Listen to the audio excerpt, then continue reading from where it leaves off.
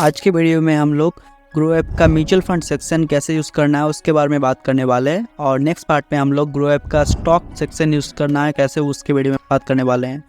सो grow app के course में आज की वीडियो में आपको मैं बताने वाला हूँ कि म्यूचुअल फंड का हर एक सेक्शन कैसे यूज़ करना है, हर एक बात कैसे होता है म्यूचुअल फंड और SIP कैसे यूज़ करना है, और अगर आप लमसम इन्वेस्ट करना चाहते हो तो लमसम इन्वेस्टमेंट आप कैसे कर सकते हो ग्रो ऐप में। सो वीडियो को लास्ट तक देखना, प्लीज़ सब्सक्राइब द चैनल।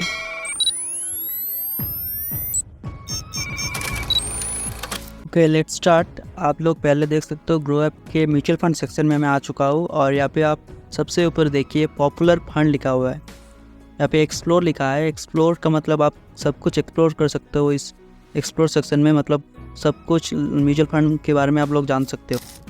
और अगर आप डैशबोर्ड में जाओ तो डैशबोर्ड में आपका कितना इन्वेस्टमेंट है और किन किन फंड में आपका इन्वेस्टमेंट है, क्या क्या आपका SIP अगर है तो SIP का डेट कौन सा है, और SIP अगर आपका ड्यू है तो उस पर वो भी आपको इस सेक्शन में मिल जाएगा।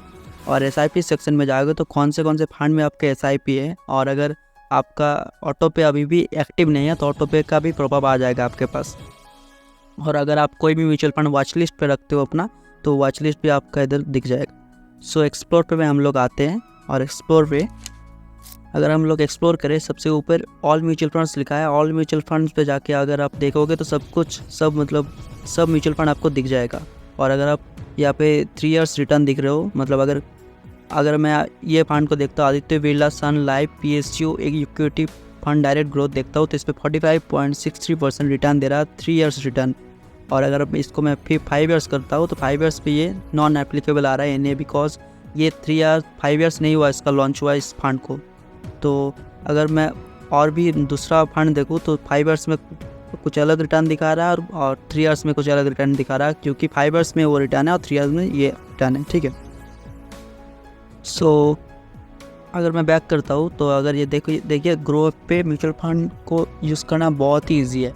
अगर आप कलेक्शन पे देखोगे हाई रिटर्न्स, अगर आपको हाई रिटर्न्स चाहिए, अगर आपका रिस्क कैपेबिलिटी ज़्यादा है, अगर आप ज़्यादा देर तक इन्वेस्ट कर रखना चाहते हो तो अगर आप हाई रिटर्न पे ज़्यादा रखते हो, हाई रिटर्न पे बहुत सारा फंड्स मिल जाएगा। जैसे कि यहाँ पे देखिए सेम प्रोसेस है, बहुत सारा फंड है। और अगर आप देख सकते हो 3 ईयर रिटर्न कितना है, 3 ईयर रिटर्न्स, 5 ईयर रिटर्न्स भी आप देख सकते हो। अगर आपको इस फंड को ज़्यादा जानना है तो फंड के अंदर क्लिक करके आप जान सकते हो। तो मैं आपको बताता हूँ हर एक चीज़ कैसे होता है। अगर सपोज एज एन एग्जाम्पल हम इस फंड को लेते हैं एज एन एग्जाम्पल, ओके। तो इस एग्जाम्पल पे अगर आप देखिए इस चार्ट को आप देख सकते हो, चार्ट पे 5 इयर्स और ऑल टाइम भी कितना रिटर्न दिया वो भी देख सकते हो। तो NA भी इस फंड का अभी NA भी इतना चल रहा है, मतलब अगर आप कोई भी SIP और लमसम खरीदोगे इस फंड में अभी 30 NAV पे आपको मिलेगा, ठीक है। और मिनिमम SIP अमाउंट 1000 है। मिनिमम SIP अमाउंट मतलब आप मिनिमम कितना रुपीज़ दे के इस फंड में अभी इन्वेस्ट कर सकते हो, ओके। और रिटर्न कैलकुलेटर अगर कैलकुलेट करना चाहते हो अभी इसका मतलब अभी इस पे अभी आप 5 इयर्स तक की अपना रिटर्न कैलकुलेट कर सकते हो। और मंथली SIP अगर 5000 है, आपका 2000 है, 1000 है, कुछ भी है 5000, तो आप देख सकते हो अगर आपका 500 रुपीज़ पर मंथ का SIP है तो एक ईयर्स बाद इट वुड बी 20% रिटर्न के साथ आपको 6000 अगर आप इन्वेस्ट करते हो पर मंथ 500 देके तो आपका 20% के साथ 7200 होगा। अगर आप 5 इयर्स का वो देखोगे तो 5 इयर्स का भी आपको मिल जाएगा, ओके। देन होल्डिंग, ये होल्डिंग क्या होता है, मतलब अगर इस फंड में कौन सा कंपनी में आपका पैसा इन्वेस्ट होगा, आपका पैसा कौन से कंपनी में इन्वेस्ट होगा उसके बारे में देखिए। रिलायंस इंडस्ट्री का 9.87%, मतलब अगर आप 1000 रुपीज़ SIP करते हो इस फंड पे तो SIP करने के बाद आपका 9.87 रुपीज़, मतलब 90 रुपीज़, ऑलमोस्ट 90 रुपीज़ से ज़्यादा भी रिलायंस इंडस्ट्री में इन्वेस्ट होगा हर मंथ। और उसी के हिसाब से बहुत ज़्यादा JFS मतलब Jio financial service, Adani powers, Hindustan copper, मतलब ऐसे सभी डिवाइडेड है, ओके। आप देख सकते हो इस कंपनी का भी आप चार्ट देख सकते हो अगर आप चाहो तो। और उसके बाद आता है रिटर्न एंड रैंकिंग। ये बहुत ही इम्पोर्टेंट है क्योंकि देखिए आप देख सकते हो फंड रिटर्न, मतलब एक ईयर्स में 66% रिटर्न दिया इस फंड ने।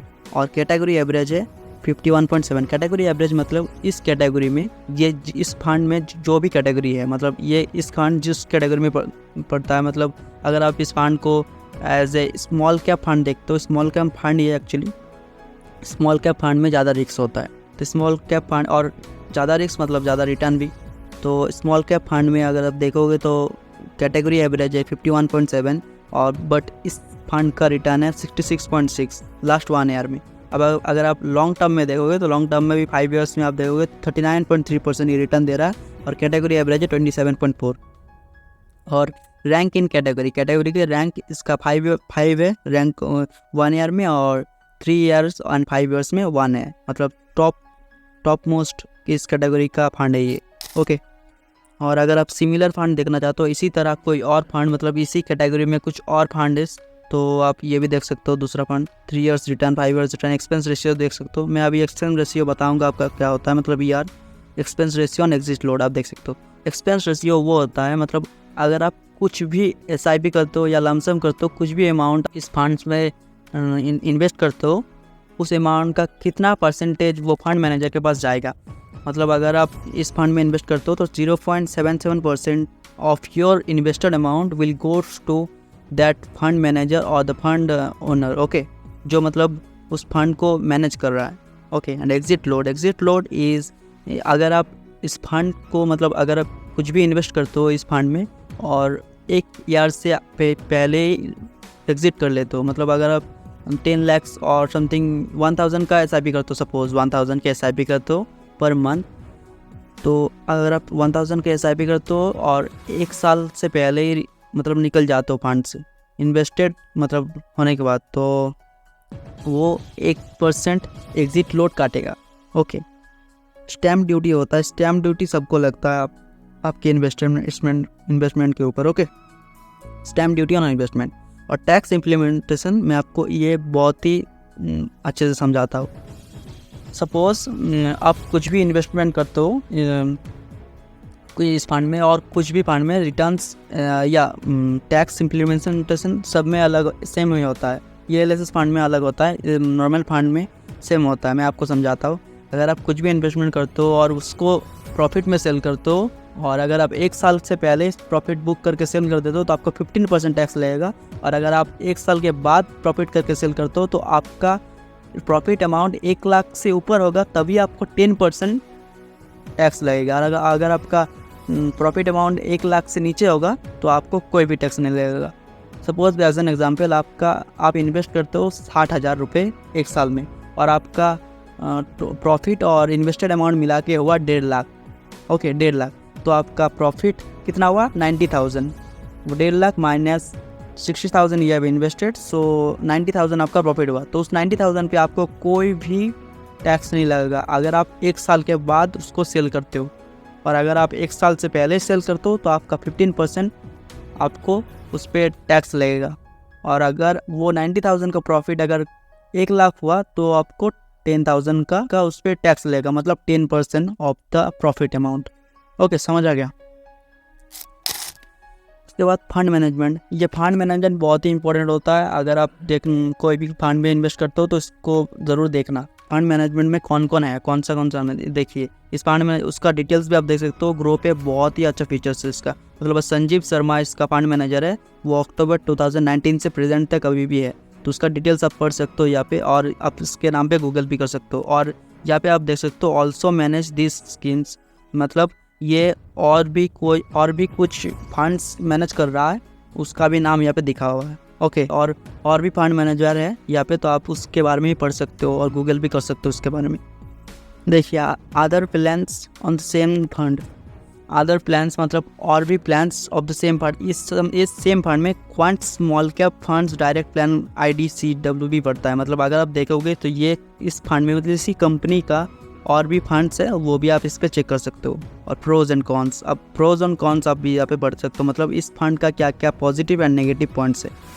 तो अगर आप देखोगे प्रोज एंड कॉन्स पे तो इसका प्रोज है consistently higher annualised return than category average for the past 1, 3 and 5 years. मतलब ये कंसिस्टेंटली 1, 2, 3 साल से मतलब 5 साल से अच्छा रिटर्न दे रहा है। Higher than the annualised return, मतलब जो भी एनालाइज्ड रिटर्न है उससे भी हायर दे रहा है, तो हायर अल्फ़ा भी है इसका। और अगर आप कॉन्स भी देखोगे तो कॉन्स में भी इसका दिख जाएगा, मतलब नेगेटिव पॉइंट भी दिखाता है और पॉजिटिव पॉइंट भी दिखाता है। एंड रिसेंटली व्यूड, ये आपका कुछ भी मतलब रिसेंटली व्यूड होता है उसमें। तो नेक्स्ट आप लोग दिखाते हैं हाई रिटर्न्स पे आप लोग देख ली। इसी तरह SIP विथ 500, मतलब अगर आपका SIP अमाउंट बहुत ही कम है तो आप 500 से भी शुरू कर सकते हो। और कुछ फंड में भी आप लोग को 100 रुपीज़ SIP में मिल जाएगा। ओके, SIP और 500 भी आप क्लिक करोगे तो आपको बहुत सारा SIP मतलब फंड्स मिल जाएगा, जिस पे आपको 500 रुपये में भी SIP करने मिल जाएगा। ओके, और टैक्स सेविंग फंड वो होता है जो ELSS फंड होता है, मतलब जिस पे आपको टैक्स नहीं लगेगा। अगर मैंने आपको अभी बताया ना कि 15% टैक्स लगेगा अगर आप 1 साल से पहले बेचते हो और 1 साल से बाद में बेचोगे तो आपको 10% टैक्स लगेगा अगर आपका प्रॉफिट अमाउंट 1 लाख से ऊपर हुआ। मगर आपको अगर ELSS फंड मतलब टैक्स सेविंग्स फंड में इन्वेस्ट करोगे तो आपको कोई भी टैक्स नहीं लगेगा 80C के अंडर, सेक्शन 80C के अंदर। बट इसमें रिटर्न भी कम होता है, क्योंकि इसमें रिस्क कम होता है तो इसमें रिटर्न भी कम होता है। ओके, सो अब आपका रिस्क कैपेबिलिटी समझ के इन्वेस्ट कर लीजिएगा। और अगर आप लार्ज कैप में सिलेक्ट करोगे, मतलब कलेक्शन में जो भी फंड लार्ज कैप में होता है उसका होल्डिंग्स, मैंने आपको होल्डिंग दिखाया अभी, होल्डिंग मैंने आपको दिखाया ना, तो होल्डिंग लार्ज कैप में ज़्यादातर कंपनी लार्ज कैप कंपनीज को होल्ड करता है। जैसे कि large cap companies like HDFC, Reliance, HDFC, Adani power, Tata Motors, Tata की कंपनी, वो सभी ब्लू चिप लार्ज कंपनी है। और लार्ज कंपनी में अगर मतलब जो कंपनी पहले से ही बड़ा हुआ है, अगर आप लार्ज कैप फंड में इन्वेस्ट करोगे तो आपका पैसा सेफ रहेगा, कम रिस्क में रहेगा, मगर इसमें भी रिटर्न कम होता है। ओके, जिसमें रिस्क कम उसमें रिटर्न भी कम होता है। मिड कैप फंड्स वो होता है जिसमें आपको मिड कैप कंपनीज ज़्यादातर देखने को मिल जाएगा। मतलब अगर आप कोई मोतीलाल ओसवाल का मिड कैप फंड अगर आप देखोगे तो उस पर आपको होल्डिंग देखिए मिड कैप फंड्स, मतलब मिड कैप कंपनी ज़्यादातर मिल जाएगा आपको देखने के, जैसे कि Jio financial services, persistent system limited, Zomato limited, मतलब जो भी मिड कैप कंपनीज है उसमें ज़्यादातर आपको देखने को मिल जाएगा। और स्मॉल कैप फंड्स में सबसे ज़्यादा रिटर्न होता है और इसमें रिस्क भी ज़्यादा होता है, क्योंकि इसमें सभी स्मॉल कैप कंपनी ज़्यादातर होता है। मतलब इसमें जो भी कंपनी होल्ड होता है उसमें ज़्यादातर कंपनी स्मॉल कैप होता है। स्मॉल कैप कंपनीज मतलब जिसका मार्केट कैपिटलाइजेशन बहुत ही छोटा है और जिसका ग्रो करने का प्रोबेबिलिटी बहुत ही ज़्यादा होता है फ्यूचर में, क्योंकि वो कंपनी अभी भी छोटा है, उसका ग्रो करने का प्रोबेबिलिटी ज़्यादा होता है। और ये स्मॉल कैप फंड्स का कंपनी ज़्यादातर होल्ड करता है और इसमें आपको प्रॉफिट भी ज़्यादा मिलता है, मगर रिस्क भी ज़्यादा होता है ऑब्वियसली। और इसी तरह आप क्विक एक्सेस में देख सकते हो, क्विक एक्सेस में आप फंड्स को ट्रैक कर सकते हो। अगर आपका कोई एक्सटर्नल फंड है, मतलब अगर आपका कोई भी फंड है जो आप ग्रो ऐप पे इन्वेस्ट नहीं किए हो, मगर दूसरे फंड्स के अपने वेबसाइट से किए हो और कुछ भी और अलग ऐप से किए हो, तो आप उसको भी ग्रो ऐप पे ट्रैक कर सकते हो। बस आपको OTP लगेगा और अगर आपके पैन कार्ड, मतलब अगर आपके पैन कार्ड में और कुछ भी फंड्स खरीदा हुआ है वो आप उसके हिसाब से ला सकते हो। ओके, NFO लाइफ मतलब invested on new fund offering. जो भी न्यू फंड्स आएगा, जैसे कि कोई भी न्यू फंड्स अगर लाता है, जैसे कि IPO होता है, न्यू कंपनी अगर स्टॉक मार्केट पे लिस्ट होता है, वैसे ही NFO मतलब न्यू फंड ऑफरिंग, जिस पे अगर आप कोई भी फंड्स न्यू ऑफर कर रहा है, न्यू फंड स्टॉक मार्केट पे मतलब लिस्ट हो रहा है, तो उसको आप यहाँ पे देख सकते हो। जैसे कि अभी ग्रो ने अपना म्यूचुअल फंड लॉन्च किया, grow Nifty small cap 250 index fund, मतलब ये एक इंडेक्स डायरेक्ट फंड है जिसपे स्मॉल कैप 250 कंपनी मिलेगा, मतलब स्मॉल कैप का टॉप 250 ऑफ इंडिया कंपनी इस पर लिस्ट होगा, इस पर आप इन्वेस्ट कर सकते हो। ओके, इसका NAV अभी आप देख सकते हो 10 रुपये है। And the next is one of the most beautiful features of grow app, कि ग्रो ऐप पे आप म्यूचुअल फंड को कंपेयर कर सकते हो। कोई भी 2 म्यूचुअल फंड को आप सिलेक्ट करो और उसको आप कंपेयर कर सकते हो इस ऐप पे, जैसे कि उसका फंड डिटेल्स देख के, पूरे रिस्क देख सके, रेटिंग देख के, मिनिमम SIP अमाउंट, अगर आपके पास 500 रुपीज़ है SIP करने के लिए, 5000 रुपीज़ है, 10,000 रुपीज़, कोई भी आपका SIP अमाउंट आप कंपेयर कर सकते हो दोनों फंड के। और इसके साथ आप रिटर्न भी कंपेयर कर सकते हो, जैसे कि अगर आपका 2 फंड के बीच कन्फ्यूज़न है तो आप इसको यूज़ कर सकते हो, इस टूल को। और उसके बाद आप उसका प्रोज और कॉन्स भी कंपेयर कर सकते हो। उसके बाद आप उसका टॉप 5 होल्डिंग, जैसे कि मतलब कोई भी एक फंड में टॉप 5 होल्डिंग कौन सा है और एक फंड में टॉप होल्डिंग कौन सा है, उसके बारे में आप इसको रिसर्च कर सकते हो और उसको कंपेयर कर सकते हो। फंड मैनेजर्स को भी आप कंपेयर कर सकते हो इसमें, मतलब इसका फंड मैनेजर जो है उसको भी आप कंपेयर कर सकते हो। उसके बाद अबाउट फंड में जाके आप मतलब फंड्स के अबाउट पे पढ़ सकते हो, उस फंड के बारे में कुछ पढ़ सकते हो। कुछ पॉपुलर कंपैरिजन का इसने लिस्ट दिया है, जैसे कि मोतीलाल ओसवाल का आप कंपेयर करके देख सकते हो इसके अंदर। And the next tool is calculate SIP calculator है ये। SIP कैलकुलेटर होता है क्या, मतलब आप अपना SIP और लमसम दोनों इसमें कैलकुलेट कर सकते हो। अगर मैंने आपको समझ लिया आपका SIP अमाउंट सपोज 2000 है, ओके 2000 SIP अमाउंट, मैं एक्सपेक्टेड रिटर्न्स आपको 12% देता हूँ। सपोज कुछ भी हो सकता है एक्सपेक्टेड अमाउंट, मैं ऐसे ही लेता हूँ एग्जांपल के लिए 12% एक्सपेक्टेड अमाउंट मैंने लिया है, ठीक है। और 10 साल टाइम पीरियड है।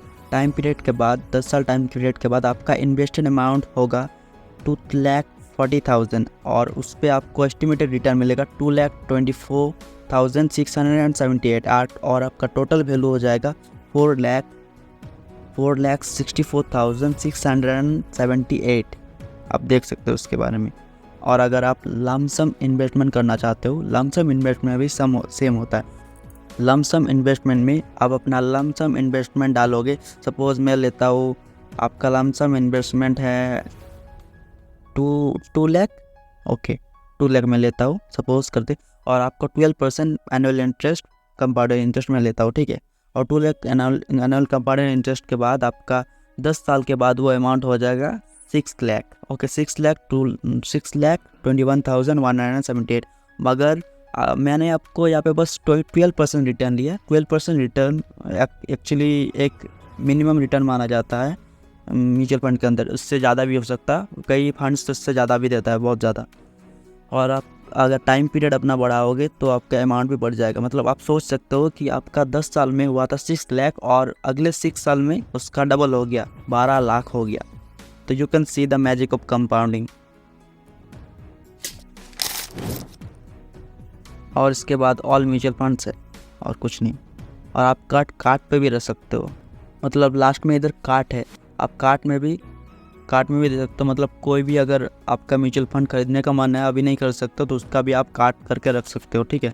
कार्ट में मतलब जैसे कि आप शॉपिंग करते हो अमेज़न और फ्लिपकार्ट में, कोई भी आप कार्ट पे रखते हो उसी तरह आप यहाँ पे भी कार्ट पे रख सकते हो, ठीक है। नेक्स्ट मैं आपको बता देता हूँ कि SIP कैसे स्टार्ट करना है, ठीक है। अभी इसके बारे में बात करते हैं और उसके बाद मैं बात करूँगा कि लमसम इन्वेस्टमेंट आप कैसे कर सकते हो, पूरी सब कुछ बताऊँगा इस कोर्स में। एज एन एग्जाम्पल मैं एक फंड लेता हूँ, as an example, this is for example not for recommendation, okay. Suppose मैं Aditya Birla sun life PSU equity fund direct growth को लेता हूँ as an example, this is not for recommendation. So आप यहाँ पे देख सकते हो 1 टाइम और स्टार्ट SIP लिखा हुआ है।